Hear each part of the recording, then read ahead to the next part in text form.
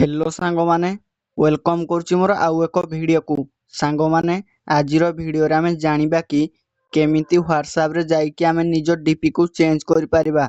सर्वप्रथम वीडियो को बे like करिवो, channel को सब्सक्राइब नथिले सब्सक्राइब करिवो। चलंतु अबे वीडियो को स्टार्ट करिबा। सर्वप्रथमे निज मोबाइल डाटा को ऑन करिवो, तापरे से व्हाट्सएप ऐप को ओपन करिवो। साइड रे थिबो कि 3 डॉट से 3 डॉट उपरे क्लिक करिवो। सेटिंग उपरे क्लिक करिवो। जेमिति क्लिक करिवो निजर एठी आसी जिवो कि ना आउ से डीपीटी आसी जिवो, से उपरे क्लिक करिवो। जेमिति क्लिक करिवो निजर एठी फोटो थिबो, से एडिट उपरे क्लिक करिवो।